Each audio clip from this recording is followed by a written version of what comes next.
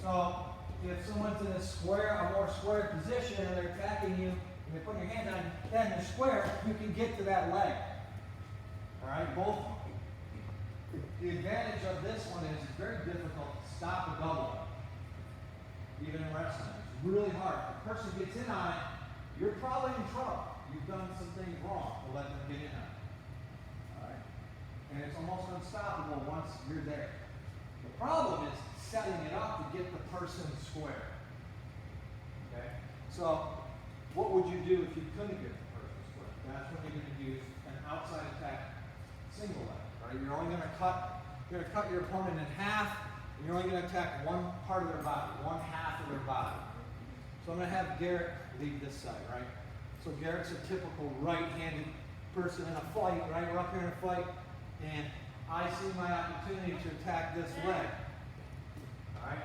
So I step with the same leg that's on that side to the outside. So this is an outside attack. I don't go square through him like I would on a double. I'm going around the corner. I see my opportunity here, I get under, I go around the corner. My hands attack below the knee. I don't want to attack the strongest part of my opponent's leg, which is up here, below the knee. When I'm in here, I want my head up. See how my head's to the inside? With a double leg, if I had shot out the left, it would be up here. My head's to the outside. In this case, my head's to the inside. I'm still using my head to move this person, okay, but not as much, it's not as important other than just good position. So now, same thing, I'm going to transition to my feet, pick it up, elevate, and trip. Follow my opponent down, finish it. Or her. So again, a couple things. Same side attack. So I step with the same side that I'm attacking. So I step, same side. His left, I'm attacking with my right. So it's the same side if I was looking in a mirror. My head goes to the inside. I attack below the knee, just like I would on a double. Increase my leverage, right? I transition to my feet. Elevate the leg. Trip as I elevate. Cover the person so that I can maintain control. Okay? So if you're doing this technique on someone that's not flexible, you will elevate their leg, and there's a good chance they will come right off the ground with it without even having to trip. When I trip, though, what I don't do is, you may have noticed, I don't do this. I don't kick, and I don't swing my leg. I elevate and I trip. The reason I only do that is because I don't want to lose the balance myself. You see this in wrestling and MMA all the time. Guys go to trip the leg, they miss, and they fall down with the leg in their hand, put themselves in a bad position. You need balance there when you trip. You just reach and basically pick my step on my outside, come up below the knee, elevate.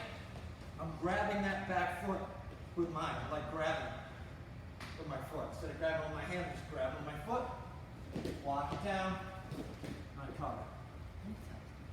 Okay, so it's an outside attack, elevate, trip, single leg takedown. All right. Same scenario here, 4 minutes. 2 and 2 with your partner. All right, and you be safe. The other thing I saw happened at the end here. It's kind of funny, but no one got hurt. But so you could get hurt. It's called being a good partner, right? Yeah. So if someone's not letting you do the technique, right, because they want to like be kind of a jerk, or they're trying to win that position, they think they're actually in a real fight when they're not, and they're practicing.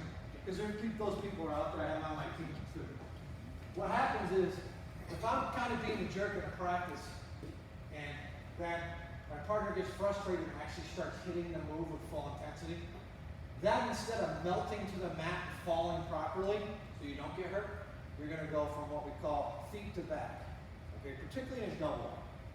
And that hurts, okay? So you see it in a real match, that's different because the intensity is way high for both athletes, right?